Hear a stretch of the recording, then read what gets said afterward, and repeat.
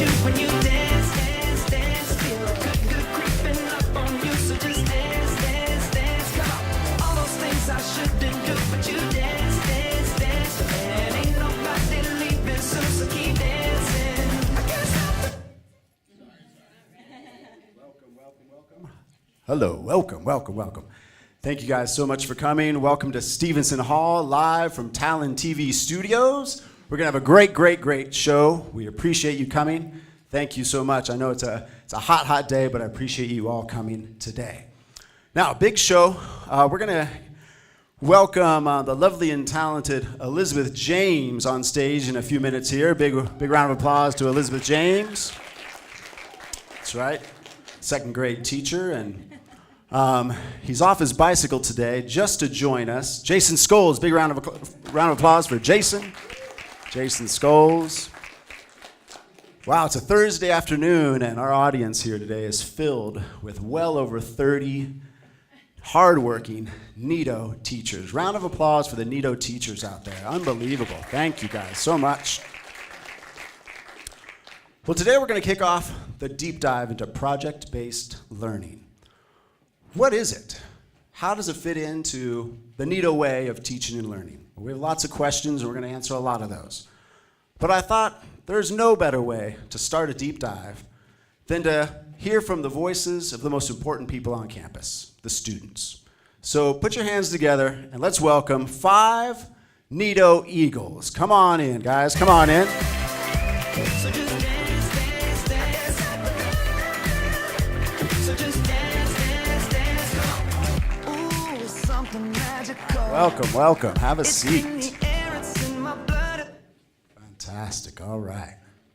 Well, thank you guys so much for coming. So, you guys have had some journeys into project-based learning in the past year, and we want to hear about those journeys. So we have Sam here.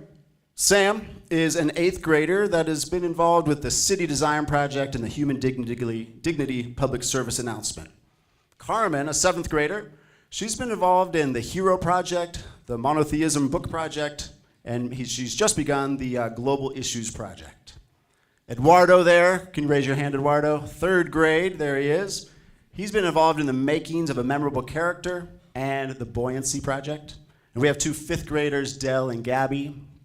There they are. They've been involved in Are You Fitter Than a 5th Grader? And playground equipment redesign, as well as the CS First Coding Project. So they have a long journey. Well, we're going to get started with some questions then. I'd like to first start off with Gabby. Gabby, what do you think the purpose of school really is?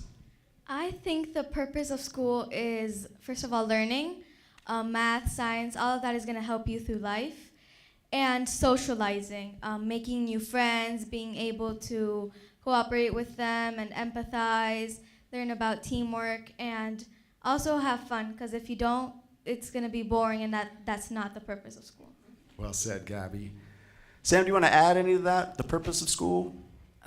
Sure. So I think that the purpose of school, or what every school is trying to do, is to help its students achieve their maximum potential and give them their best chances for their future. Thanks, Sam. Carmen? I believe that every school has a different purpose. So the question I prefer to answer is, what is the purpose of Nido? Here in Chile, at Nido Aguilas, we have a very unique purpose. We're taught to be global citizens, to be good communicators, to learn by doing, to be good problem solvers, and mainly to develop our personality by the huge choice of curriculum we have. Wow, a round of applause for those answers. Fantastic. Jeez. All right, so let's switch gears. We have an audience full of teachers. What advice would you give these Nido teachers when it comes to your learning? Dell, you want to try to take this one? Well, I just find it sort of annoying when your teacher over-explains something and explains it for a long period of time, so when you come down to the work time, you don't have much time to do it. And I think it should be more about the kids learning on their own, not necessarily on their own, but like learning more separately and individually, and to do their own learning so it goes off into different areas. Thanks, Del. Yeah. And Sam, you actually live with 2 Nido parents. What advice would you give them and others out here in the audience about your learning? Well, I think that my best learning experiences, the times I've learned the most, were when the lessons were interactive and entertaining, because you don't try to find something to distract yourself from a less entertaining lesson. And so my most successful projects have been the most enjoyable ones at the same time. Well said. Well said. So we're going to dive into some significant learning experiences that we've had. We want to know about you, though, your voices. Have you had some significant learning experiences in the past year, Carmen? Well, one of the hardest things for me when I moved to Chile was the lack of diversity, and by that I mean in religion and race, etc. So being able to go to a Catholic church, a mosque, and a synagogue all in one day for a field trip was pretty amazing for me. What project was that one? It was for the Monotheism book project. Okay, fantastic. Eduardo, what about you? Significant learning experiences in the past year? So one of the most significant learning experiences, that would be makings of a memorable character, which we did last year. We interacted with some of Nido's newest tech, for example, the laser cutter, and before that we created our images on Adobe Illustrator. Wow, sounds high tech. Gabby, what do you think? Significant learning experience? One of the most significant learning experiences, which we're still doing, is the high school picture book project, Okay. which we get to interact with high schoolers and get to know them, and also write a book for them as a farewell, so that they continue to strive they're in the seniors. future. Oh, wow, what a great gift. Very cool. So grit and perseverance are big key words, buzzwords out here at school and as well as several other schools. So how has grit or perseverance been the key to success in any PBL experiences? Eduardo, did you find yourself with some grit or perseverance in the buoyancy project I thought you were talking about? Yeah, so it was the buoyancy project where the purpose was to build a boat made out of cardboard and duct tape, and we had teams of 2, and we had to get in the boat, in the water, and float in it. And did you float or did you sink? Oh, we floated, but some of the other teams didn't. All right, and Sam, grit, perseverance, PBL, talk to us about it. Well, I've done many projects, but none of them have been easy. And so perseverance and grit is the most important trait or thing that you need to successfully complete a PBL project. Carmen, do you want to add anything to that? Well, every single project we've had in 7th grade has had its challenges, but I think my biggest example of perseverance was during my paper rocket group write-up project in science. So I was faced with some serious technical difficulties. The worst being my write-up actually deleted twice. And being a slight perfectionist, I rewrote it again and again. And although I was frustrated, I really do think I learned more and more every time I had to rewrite it. All right, thanks for sharing. We just have a few more questions. You guys doing okay? All right, so one of the things we're going to tap into are the 5 C's: critical thinking, creative thinking, collaboration, and that's a big part of project-based learning. So have you had any experience where that pushed your abilities and had you have your success skills improved on that? Carmen, you want to talk about that? My first experience with PBL learning in 7th grade was my monotheism book. We designed and wrote it ourselves. I was placed in a group that weren't my friends, and they weren't really particularly enthusiastic about the project. So I felt it was my responsibility to motivate them and get them to focus on the tasks at hand. And as each of them saw that they really could make a significant contribution, they became more excited and more motivated to really do work in the project. So I learned that the key to collaboration is knowing that you can make a difference and you can really help out with a project. Thank you. Dell, you were talking about the Curiosity Project. You want to talk more about that? Yeah, in 4th grade, we had this opportunity to learn about whatever we wanted. And I learned about the human brain when it's specifically asleep and what happens. And so in the project, we couldn't just get everything from the internet and all your answers there. We had to use communication and interview certain people through Skype and in the school here. And also, we had to collaborate together to give critique and revision to other people's projects. And I think that's really important. We're going to be learning more about critique. Thanks, Dell. And Eduardo, you were talking about a mystery Skype project and collaboration. You want to talk more about that? So speaking of Skype, in second grade, we did a project called Mystery Skype where we Skyped with whatever class around the world, and we had to find out what country or city they were in. So it was really cool to work together and to see what jobs each person was going to do and how we were going to do it. All right, thank you. So, just a few more questions. Del, we were talking about how when you talk about Nido and PBL, there's some strange reactions from either your friends outside of school or your parents. What type of reactions were you referring to? Well, we end up talking a lot about school with conversations from friends outside of Nido, and they love the PBL experience we have because we get to sort of take our own branch out in different projects. We don't have to do everything, the whole class together, and they loved how our school did that, and because the schools here in Santiago, they're usually just all the desks in rows and paper and worksheets, so they've loved that learning experience. Gabby, do you want to add anything to that? Yeah, my parents are, every time I tell them anything at all, especially the CS First coding project, they always ended up shocked because when they were studying, it was also, as Del said, worksheets and paper.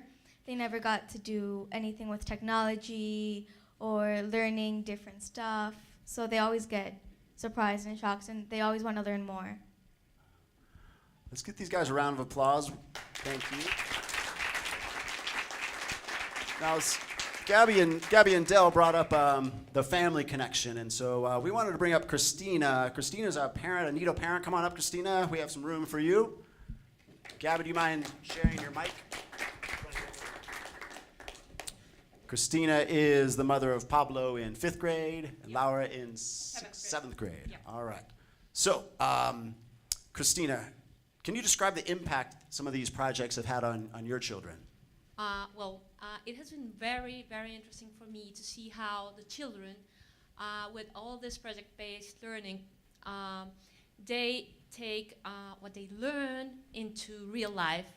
And more than that, what I see is that they can switch from learning to memorize or to accumulate knowledge, and they move towards understanding. All of that can be tools to solve problems in real life. So for me, that has been amazing. And the other thing is that they feel the responsibility of learning in themselves. Not someone has to teach them. No, they have to learn by themselves. So that is a great thing towards life.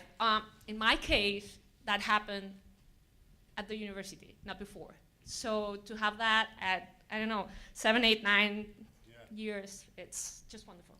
So one of our tenets is we want to have work and learning that really matters. And so have Pablo or Laura had those experiences where these projects, it really matters to them, and you want to talk more about that? Yeah, well, in the case of Laura specifically, I would like to talk about the BizWiz she had at the GNT class in 5th grade. I was really happy to see how she was excited about the project, how she wanted to learn about the things she had to know about investing and all that. And she was like keen on, to study about all of the subjects and stuff that she had to learn in order to win the game.